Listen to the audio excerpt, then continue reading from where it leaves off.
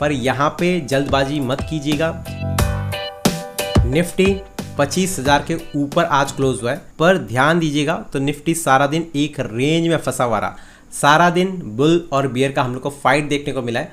Nifty को last 10 days में देखेंगे तो लगभग 4 से 5 बार 25,000 के लेवल को क्रॉस करने की कोशिश किया है, पर जब भी 25,000 का लेवल को क्रॉस करता है तो हम लोग को वहाँ पे बियर एक्टिवेट होते हुए दिखते हैं और निफ्टी फिर से 25,000 के नीचे आ जाता है। तो यहाँ पे काफ़ी इंपॉर्टेंट रहेगा कि निफ्टी को 25,000 का लेवल को क्रॉस करके 25,200 तक पहुँचना पड़ेगा। उसके बाद हम लोग को आने वाले दिनों में अच्छे मूव देखने को मिल सकते हैं।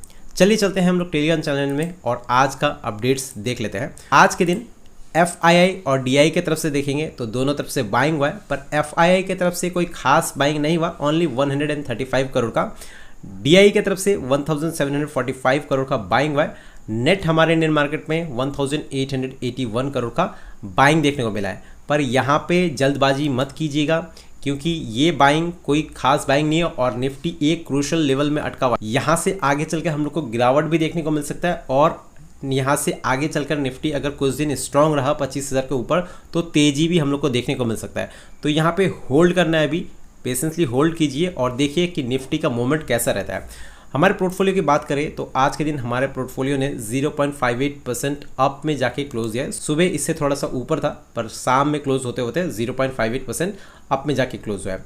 नए व्यूअर नए जो ज्वाइन किए हैं हमारे ETF के दुकान वर्जन 1 को, तो उनको अभी लग रहा होगा कि पिछले कुछ दिनों से लगभग 8 से 10 दिनों से गूगल फाइनेंस सीट के हिसाब से कोई भी ऐसा ETF नहीं है जो कि हमारे रेंज में आ रहा है, यानी इस स्ट्रैटेजी के हिसाब से कोई भी ETF 20 डे के मूविंग एवरेज से 2% से नीचे नहीं है। लास्ट ये कब आया था? तो लास्ट आया था 20 अप्रैल को और वो थे ओनली गोल्ड के ETF में।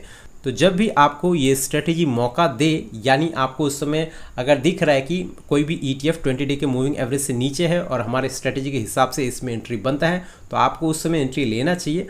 और जब आपको अगर दिखता है कि गूगल फाइनेंस सीट में कोई ETF ऐसा आ ही नहीं रहा है कि वो 20 डे के मूविंग एवरेज से 2% से डाउन नहीं है, तो वहाँ पे आपको होल्ड करना है, पेशेंसली वेट करना है, क्योंकि मार्केट मौका देता है, हमेशा आपको एक जैसा देखने को नहीं मिलेगा। अभी लगभग एक हफ्ते से कोई भी ऐसा ETF नहीं आ रहा है जो 20 डे के मूविंग एवरेज से 2% डाउन हो। तो यहाँ पे चुपचाप से होल्ड करना है और वेट करना है कि कोई ETF 20 डे के मूविंग एवरेज से 2% से डाउन में आए और हमारे स्ट्रेटेजी के हिसाब से आए, तो वहाँ पे एंट्री बनाना है और वेट करना है इसके या तो प्रॉफिट तक के लिए या फिर एवरेज आउट के लिए। अगर -5% तक जाता है तो वहाँ पे एवरेज आउट करना है और अगर प्रॉफिट 6% तक आ जाता है तो वहाँ पे प्रॉफिट बुक कर लेना है। ये मैं नए मेंबर को लेकर आ रहा हूँ। और अभी देखेंगे तो लगभग हर एक ETF धीरे धीरे रिकवर करके ऊपर आ रहा है और हम लोग को कोई भी ऐसे ETF में अच्छे मौके दिख नहीं रहे जिसमें हम लोग एंट्री बना सके इस स्ट्रैटेजी को छोड़ के, यानी ETF की दुकान स्ट्रैटेजी को छोड़ के। पर कुछ ऐसे ETF है जिसमें अभी एंट्री बनाया जा सकता है, पर ये शॉर्ट टर्म के लिए नहीं सोच के अगर थोड़ा सा लॉन्ग टर्म के लिए सोचा जाए तो इन ETF में एंट्री बनाया जा सकता है। दोबारा से दोहरा दे रहा हूँ कि इसमें शॉर्ट टर्म के लिए नहीं, लॉन्ग टर्म का थोड़ा सा सोच के ही एंट्री बनाया जा सकता है। और इन ETF में हाल फिलहाल में ही हम लोगों ने एनालाइज भी कर रखा था, वीडियो आपको चैनल पे मिल जाएगा। जैसे कि कोटक अल्फा का मैंने परसों के दिन वीडियो बनाया था, तो इसमें हम लोग को लगभग 19% तक का गिरावट देखने को मिल रहा है। और कोटक अल्फा का अगर आप RSI देखेंगे तो लगभग 62.9 के करीब करीब है।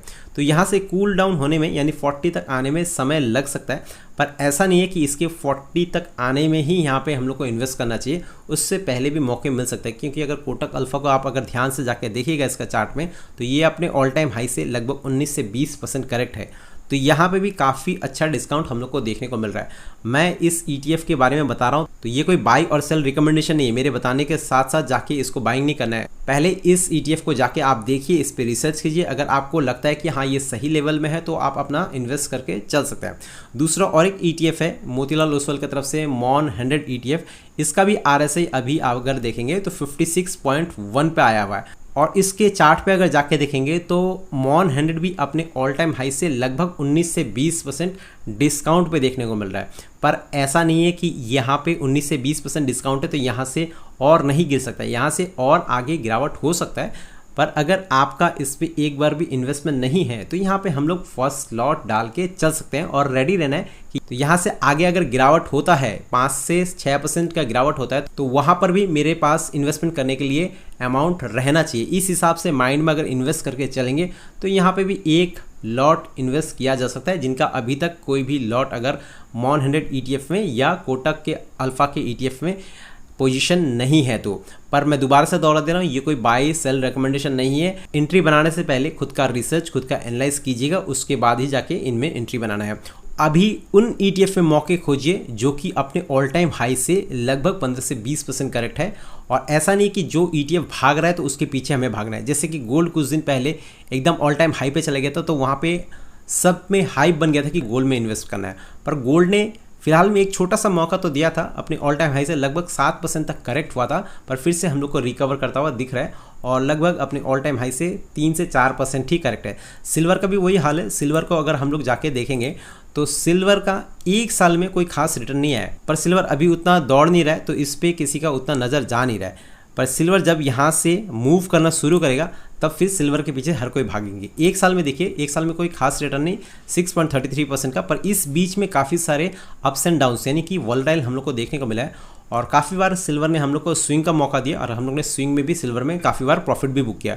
फिलहाल में कुछ दिन पहले अगर अप्रैल मंथ में देखेंगे तो अप्रैल मंथ में सिल्वर लगभग 10% तक करेक्ट हुआ था, 8 या 9 अप्रैल तक। तो यहाँ पे आप देख सकते हैं 8 और 9 अप्रैल में सिल्वर 8 से 10% करेक्ट हुआ था, और इस करेक्शन में भी हम लोगों ने थोड़ा बहुत इन्वेस्ट किया था। तो जब भी ऐसे मौके मिलते हैं, अगर अपने रिसेंट हाई से लगभग 8 से 10% अगर गोल्ड सिल्वर में करेक्शन देखने को मिलता है तो यहाँ पे हम लोग को थोड़ा थोड़ा इन्वेस्टमेंट करके चलना चाहिए। पर इन्वेस्ट करने से पहले खुद का एक बार एनालाइज ज़रूर से कर लीजिएगा, खुद का एनालाइज, खुद का रिसर्च कीजिएगा, उसके बाद ही जाके इन्वेस्ट करना है। तो आज की वीडियो में बस इतना ही, मिलते हैं फिर कल और एक वीडियो के साथ, तब तक के लिए बाय।